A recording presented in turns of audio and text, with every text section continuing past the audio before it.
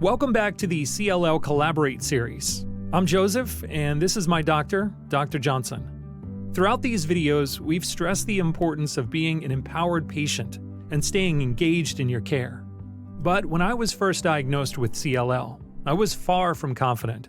I was nervous asking questions and sharing my concerns. As I learned more about CLL and found a healthcare team that supported me, my confidence and participation in my decisions grew. Exactly. And in this video, we're going to discuss how to communicate at different stages, starting at diagnosis. First, find out if your doctor has experience treating CLL.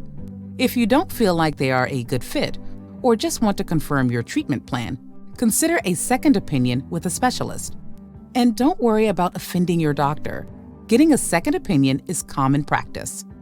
Next, it's important to find out more about your individual disease. Ask, what stage is my CLL, and what is my prognosis? Do I need to have additional testing, like biomarker testing, to help guide my care and treatment decisions? Also ask, should I start treatment immediately? Why or why not? And if I am put on watch and wait, how will I be monitored? Remember, if you don't understand something your doctor says, ask for the information to be explained more clearly or in simpler terms. No question is too small when it comes to your health. That's right, Dr. Johnson. It helped me to write down any questions or concerns in advance of my doctor's appointments, so I didn't feel flustered or forget anything. And I brought along my daughter Amy to take notes during the visit.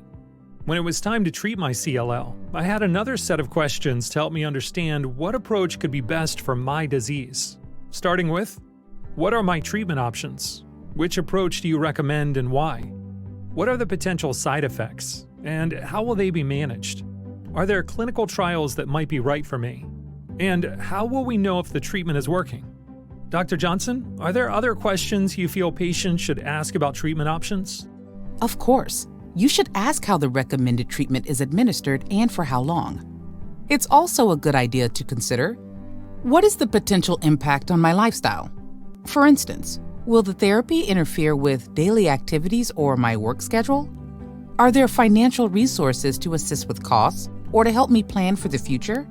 Who on the team should I reach out to if I'm having symptoms or side effects? What follow-up care will I need once treatment is over? And if the treatment is not successful, what is the next step? I also want to mention that when you are having these conversations, don't hesitate to speak up about your personal preferences and concerns. Your feedback is essential in creating a plan that aligns with your goals and lifestyle. That's right. Once I was in active treatment, Dr. Johnson and I were in regular communication about how I was doing. Let your healthcare provider know about any new or ongoing symptoms, side effects from treatment, or emotional challenges. That's great advice, Joseph. No detail is too small to share. Your team can use this information to adjust the care plan to make sure you are doing as well as possible during treatment. You can also ask your team for recommendations for support groups or mental health resources that might help you. Great point, Dr. Johnson. We've covered a lot, so be sure to download the guide that goes with this video. It can help you remember what we've discussed. Visit powerfulpatients.org/CLL to access more CLL information. Thanks for joining us.